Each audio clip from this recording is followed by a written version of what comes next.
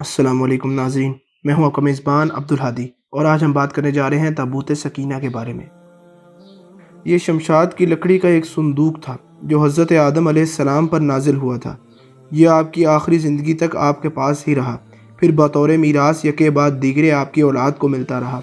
یہاں تک کہ حضرت یعقوب علیہ السلام کو ملا اور آپ کے بعد آپ کی اولاد بنی اسرائیل کے قبضے میں رہا، اور یہاں تک کہ حضرت موسیٰ علیہ السلام کو مل گیا تو آپ اس میں تورات شریف اور اپنے خاص سامان رکھنے لگے۔ یہ بڑا ہی مقدس اور بابرکت صندوق تھا۔ بنی اسرائیل جب کفار سے جہاد کرتے تھے اور کفار کے لشکروں کی کثرت اور ان کی شوکت دیکھ کر سہم جاتے تو ان کے سینوں میں دل دھڑکنے لگتے، تو وہ اس صندوق کو اپنے آگے رکھ لیا کرتے،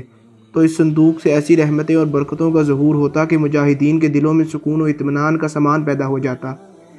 اور مجاہدین کے سینوں میں لرزتے ہوئے دل پتھر کی چٹانوں سے زیادہ مضبوط ہو جاتے تھے۔ اور جس قدر صندوق آگے بڑھتا تھا، آسمان سے نصر من اللہ و فتح قریب کی بشارت عظمیٰ نازل ہوا کرتی اور فتح مبین حاصل ہو جایا کرتی تھی۔ بنی اسرائیل میں جب کوئی اختلاف پیدا ہوتا تو لوگ اس صندوق سے فیصلہ کراتے تھے۔ صندوق سے فیصلے کی آواز اور فتح کی بشارت سنی جاتی تھی۔ بنی اسرائیل اس صندوق کو اپنے آگے رکھ کر اس کو وسیلہ بنا کر دعائیں مانگتے تھے، تو ان کی دعائیں قبول ہوتی تھیں اور بلاؤں کی مصیبتیں اور وباؤں کی آفتیں ٹل جایا کرتی تھیں۔ الارض یہ صندوق بنی اسرائیل کے لیے تابوت سکینہ، برکت و رحمت کا خزینہ اور نصرت خداوندی کے نزول کا نہایت مقدس اور بہترین ذریعہ تھا۔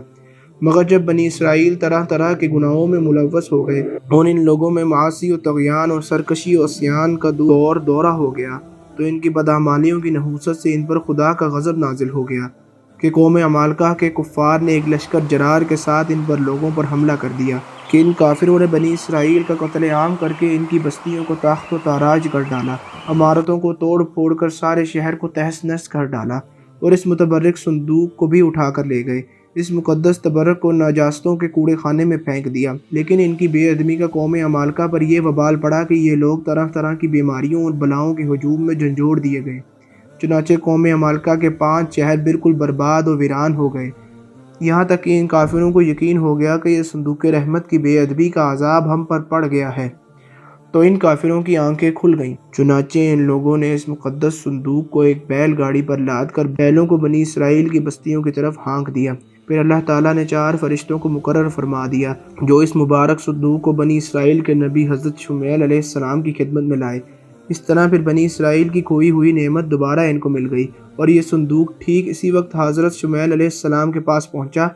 جبکہ حضرت شمیل علیہ السلام نے طالوت کو بادشاہ بنا دیا تھا، اور بنی اسرائیل طالوت کی بادشاہی کو تسلیم کرنے پر تیار نہیں تھے، اور یہی شرط ٹھہری تھی کہ مقدس صندوق آ جائے تو ہم طالوت کو بادشاہی تسلیم کر لیں گے۔ چنانچہ صندوق آ گیا تو بنی اسرائیل نے طالوت کی بادشاہی پر رضامند ہو گئے۔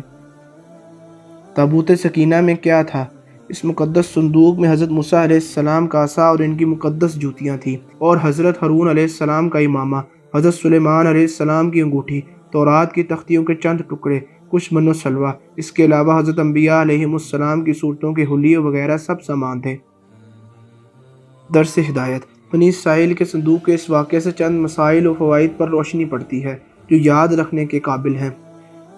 معلوم ہوا کہ بزرگوں کے تبرکات کا اللہ تعالیٰ کے دربار میں بڑی عزت و عظمت ہے، اور ان کے ذریعہ مخلوق خدا کے بڑے بڑے فیوز و برکات کا حاصل ہوتے ہیں۔ دیکھ لو، اس صندوق میں حضرت موسیٰ علیہ السلام کی جوتیاں، آپ کا عصا اور حضرت ہارون علیہ السلام کی پگڑی تھی، تو اللہ کی بارگاہ میں یہ صندوق اس قدر مقبول و مکرم و معظم ہو گیا کہ فرشتوں نے اس کو اپنے نورانی کاندھوں پر اٹھا کر حضرت شمیل علیہ السلام کے دربار نبوت میں پہنچایا۔